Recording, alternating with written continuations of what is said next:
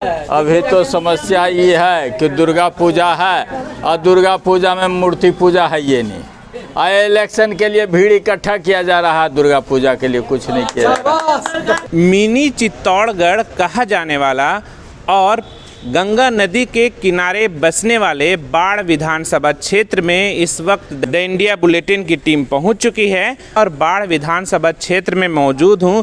यहां पर कुछ लोग हमारे साथ हैं, उनसे हम बारी बारी जाएंगे और बात करेंगे कि आखिर यहां की जो मुख्य समस्या है वो क्या है। लोगों के पास जाने से पहले मैं बता दूं कि बाढ़ विधानसभा जो क्षेत्र है वह 1951 में ही अस्तित्व में आई और शुरुआती दौर की अगर हम बात कर लें तो शुरुआती दौर में कांग्रेस का यहाँ कब्जा रहा और बाद में जनता दल और फिर जदयू ने यहाँ अपना कब्जा जमाया।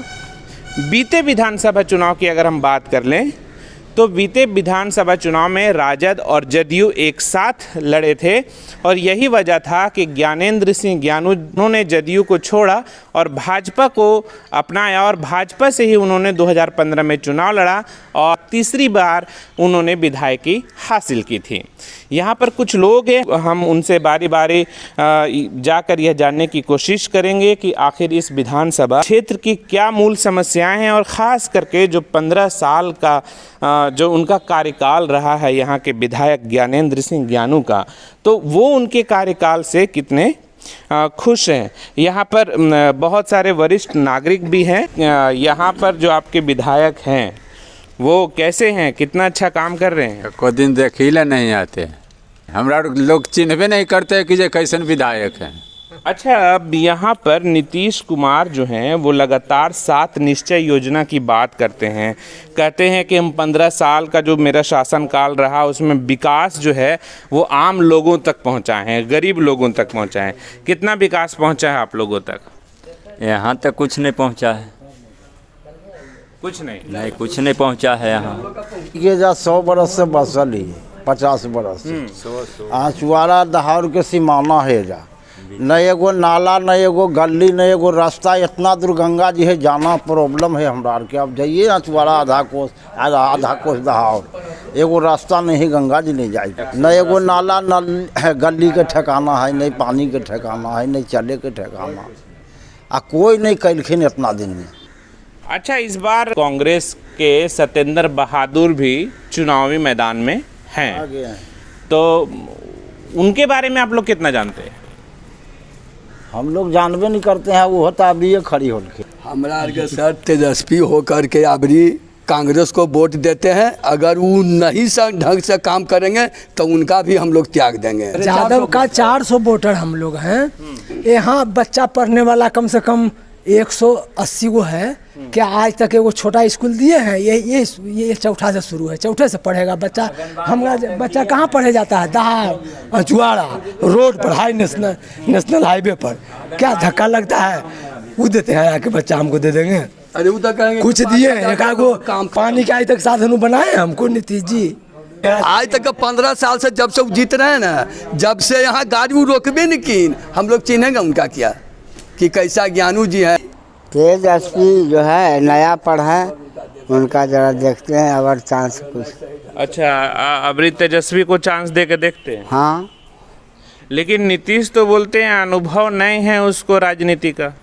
कुछ नहीं, हम साफ कहते रहबे किए 15 साल से, तो क्या किए? एगो गंगा जी का रास्ता नहीं, गड्डी नहीं है, रोड नहीं है। यहाँ पर आप लोग जैसे बता रहे हैं काम कुछ नहीं हुआ है, तो आप लोग अब ये हमें बताइए कि यहाँ काम क्या होना चाहिए, समस्या क्या है इस गांव में?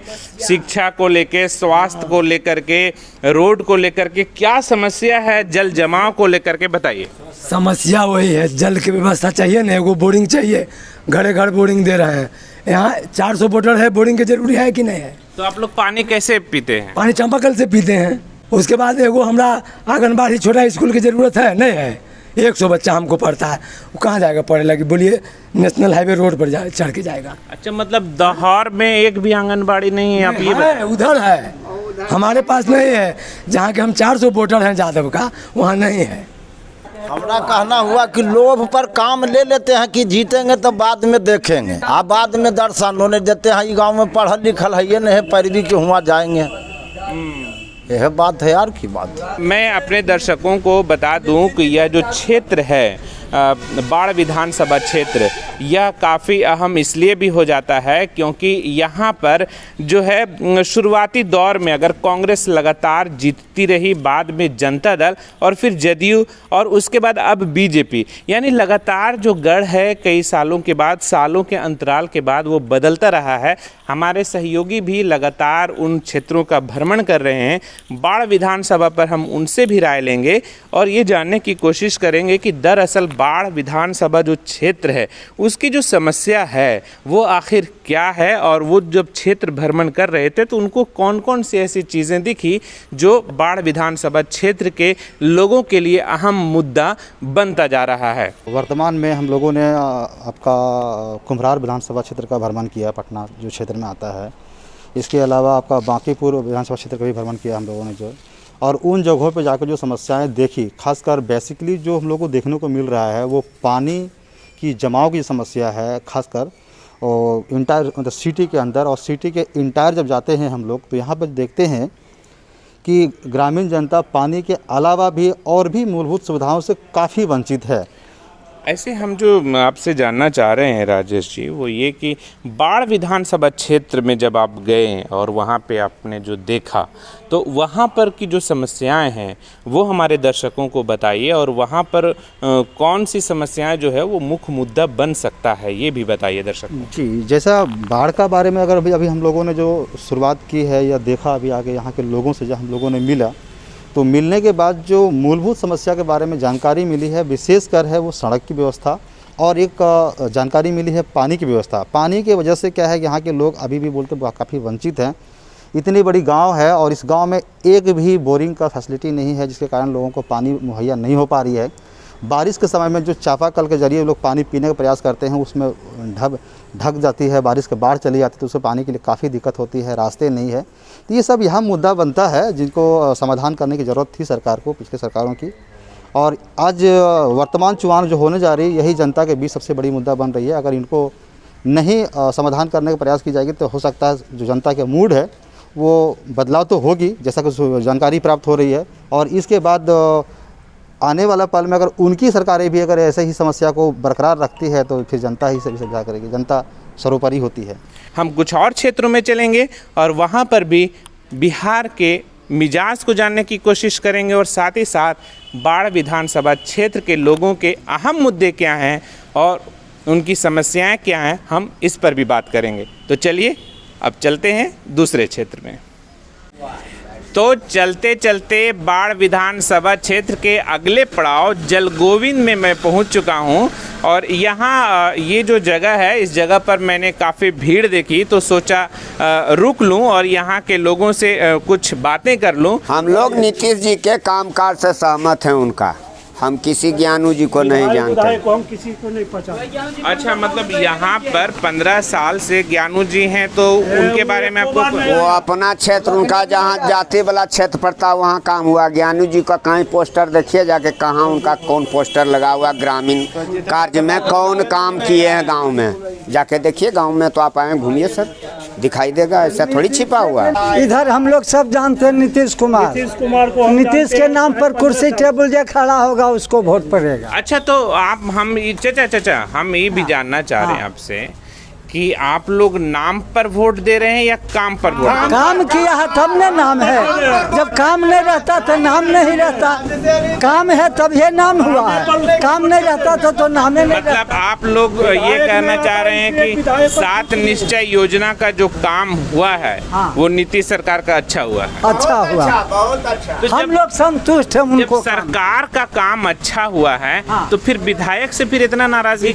इसलिए कि विधायक को ऊपर वाला मुख्यमंत्री सगरो नहीं देखेगा, जगह जगह विधानसभा पर तो विधायक देखेगा। विधायक एक दिन आया नहीं। 18 खड़ी हैं, सबको तो वोट नहीं मिलेगा, जो काम किया उसी को देगा, यही बात।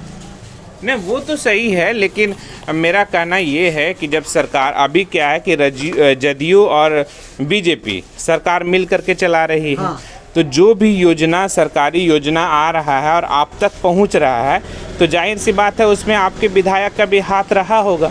तो फिर ऐसे में तो हम लोग नहीं जानते हैं, हम लोग तो सरकार के यहाँ से आता है, जानते हैं कि मुख्यमंत्री भेजता है, विधायक तो कभी कुछ यहाँ तक बोला ने भाषण दिया कुछ नहीं, एगो आके कहता संतुलना भी देता है, वो भी नदारत है। तो ये थे यहाँ के लोग और जो बता रहे थे, अपने अपने विचार दे रहे थे और कुछ ने अपनी समस्याएं भी रखी। इसके बाद बाढ़ विधानसभा क्षेत्र के कुछ अन्य जगहों पर भी जाऊंगा और वहां के लोगों से उनके मत को जानने की कोशिश करूंगा। बाढ़ विधानसभा क्षेत्र का भ्रमण करते करते मैं इस वक्त पहुंच चुका हूं बिचली मलाही गांव में। यहां कामनाथ मंदिर के प्रांगण में इस वक्त द इंडिया बुलेटिन की टीम मौजूद है। यहाँ पर कुछ लोग हैं, हम इनसे भी जानने की कोशिश करेंगे कि बिहार के जनता का जो मिजाज है वो इस बार चुनाव में क्या है और ख़ास कर इस जो क्षेत्र की मुख्य समस्याएं हैं वो क्या है, यहाँ के जो लोग हैं वो सरकार के बारे में क्या सोचते हैं, यहाँ के जो जनप्रतिनिधि रहे हैं, जो विधायक रहे हैं, पिछले कई चुनाव से 3 बार लगातार यहाँ पर ज्ञानेंद्र सिंह ज्ञानू लगातार चुनाव जीतते रहे हैं। हालांकि पिछले बार ही उन्होंने बीजेपी का दामन थामा है और इस बार बीजेपी ही उन पर भरोसा जताया है। वहीं कांग्रेस के खाते में यह सीट आई है और सत्येंद्र बहादुर को कांग्रेस ने मैदान में उतारा है। बताइए, सबसे पहले हम तो ये जानना चाहेंगे आप लोगों से कि यहाँ की जो मूल समस्या है इस क्षेत्र की वो क्या आप लोग देखते हैं?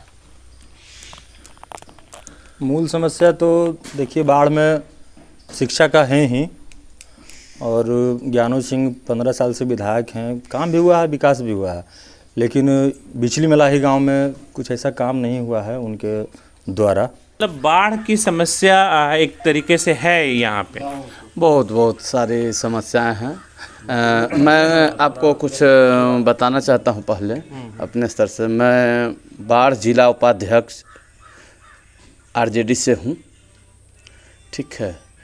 तो समस्याएं तो बहुत सारी हैं जिसका कोई वर्णन ही नहीं है, माने गिनती कराते कराते थक जाएंगे। लेकिन ऊपर वाले जो महामहिम सभी लोग हैं उन लोगों का कुछ रणनीति ही नहीं समझ में आता है कि आखिर करना क्या चाहते हैं। आरजेडी का यहाँ सीट था तो उसको कांग्रेस को कर दिया गया। ऐसा माने कुछ समझ में ही नहीं आता है। हम आज 4 साल पहले से एक प्रदेश उपाध्यक्ष हैं नमिता नीरज सिंह, उनके साथ हम लोग काम कर रहे थे। उन्होंने 4 साल से जो मेहनत किया उसका माने कोई वर्णन ही नहीं है। हर गांव, हर गली और हर कस्बे में आप इसके बारे में पता कीजिए। माने आप तो मीडिया कर्मी हैं, हर गांव जाते ही होंगे, आप इसके बारे में पता कीजिए। हम लोग ने बहुत मेहनत किया और हम लोग सपोर्ट भी किया, लेकिन ऊपर से क्या रणनीति तैयार होती है ये सब हम लोग को पता ही नहीं चलता। पार्टी का जो इस बार निर्णय रहा उससे आप लोग नाराज? हाँ, हम लोग पार्टी बेसिस से अभी नाराजगी है और हम लोग चुपचाप अपना स्थिर होकर बैठे हुए हैं। क्या करें, हम लोग को कुछ पता ही नहीं चलता कि क्या करें। मैं अपने दर्शकों के लिए बता दूं कि बाढ़ विधानसभा क्षेत्र में 2,76,000 से भी अधिक जो है इस बार वोटर अपने वोट का प्रयोग करने वाले हैं, जिसमें 1,40,000 से थोड़ा अधिक पुरुष और 1,30,000 के आसपास महिलाएं इस बार अपने वोट का इस्तेमाल करने वाली। कुछ और लोग हैं, उनसे भी जानेंगे कि यहाँ की जो मुख्य समस्या है, किन मुद्दों को आधार बनाकर इस बार यहाँ के लोग वोट करने वाले हैं। जो अहम मुद्दा होगा बिहार बाढ़ विधानसभा क्षेत्र का, वो आप लोगों के लिए क्या होगा? मुद्दा यही है कि शिक्षा की व्यवस्था नहीं है, इधर रोड भी सब खराब है। यहाँ के आदमी कमाने के लिए दिल्ली बम्बई जाता है। अब इससे बड़ा मुद्दा और क्या बता सकते। पलायन भी यहाँ एक मुख्य मुद्दा है। कोरोना पूरी तरह से अभी समाप्त भी नहीं हुआ है। मजबूरन बस पेट के कारण लोग बाहर दिल्ली बम्बई कलकत्ता जिसको जहाँ व्यवस्था है कमाने के लिए निकल गया है। और इससे ज़्यादा क्या बता सकते हैं। आप लोग भी घूम रहे हैं, अनुभव भी आप लोग को है ही। बताइए, आप कुछ बता रहे थे। बाढ़ में बहुत सारे समस्याएं हैं, इन समस्याओं से जनता उबर नहीं पा रही है। बाढ़ में सबसे बड़ी समस्या एनटीपीसी है। एनटीपीसी में लोग सिर्फ दलाली कर रहे हैं, नौकरी के नाम पर ठगी हो रहा है। लेकिन जनता का परवाह नहीं किया जा रहा है। अच्छा, स्थानीय तौर पर एनटीपीसी में जो है वो कितनी नौकरियां हुई होगी? स्थानीय नौकरी दिया कहाँ जा रहा है? अगर दिया भी जा रहा है तो किसी को 10,000 तनख्वाह तो उसको 6,000 रुपया दिया जा रहा है, 4,000 रुपया दलाल खा जा रहा है। यही तो समस्या है यहाँ बाढ़ का। तो इन समस्याओं को लेकर आप लोग तो जनप्रतिनिधि से मुलाकात किए होंगे, बात तो किए हैं। क्या बोलते हैं? जनप्रतिनिधि जो हैं बाढ़ का, उनको कोई मतलब ही नहीं है बाढ़ के जनता से। अरे ऐसे तो अभी मुख्य टक्कर एनडीए और महागठबंधन में ही लग रहा है। तेजस्वी यादव लगातार एक बात कह रहे हैं कि अगर हमारी सरकार बनती है तो कैबिनेट की पहली बैठक में पहली कलम से हम 10 लाख नौकरी देंगे। वहीं नीतीश कुमार लगातार सभाओं में और वर्चुअल रैलियों के माध्यम से लोगों को यह बता रहे हैं कि हमने 15 सालों में लाखों की संख्या में 6 लाख से भी अधिक नौकरियां दी हैं और कई हमने जो है विकास के काम किए हैं और वो उपलब्धियां बता रहे हैं। तो ये जो दोनों की बातें हैं, खास करके वो उन दोनों की बातों में कितनी सच्चाई नज़र आ रही है, किनमें और किधर भरोसा दिखता है आपको ज़्यादा? भरोसा तो अभी नीतीश कुमार का यही था, उनका जो कार्यकाल में हमने देखा वो बिहार में कहीं विकास किए ही नहीं।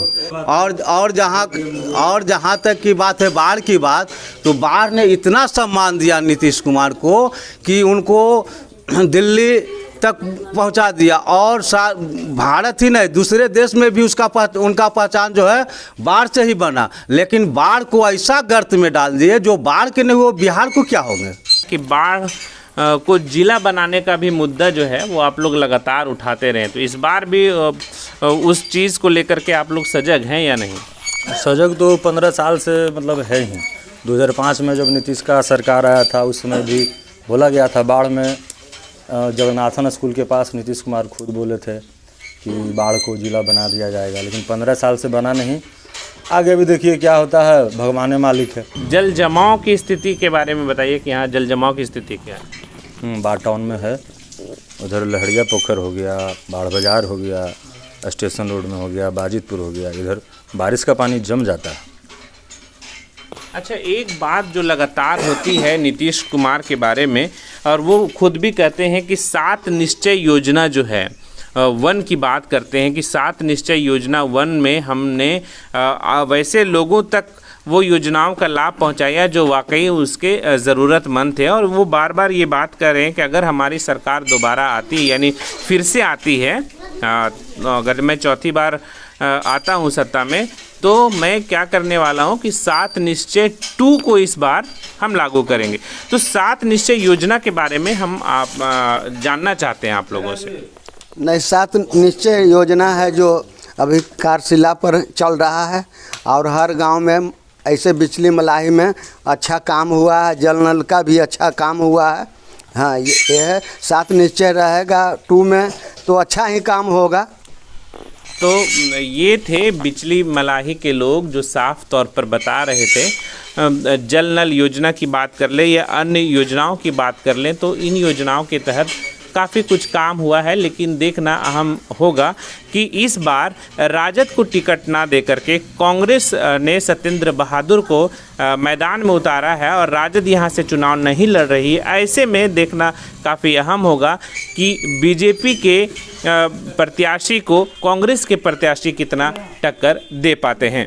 अपने सहयोगी राजेश राज के साथ द इंडिया बुलेटिन के लिए शमीम अहमद, बाढ़, पटना।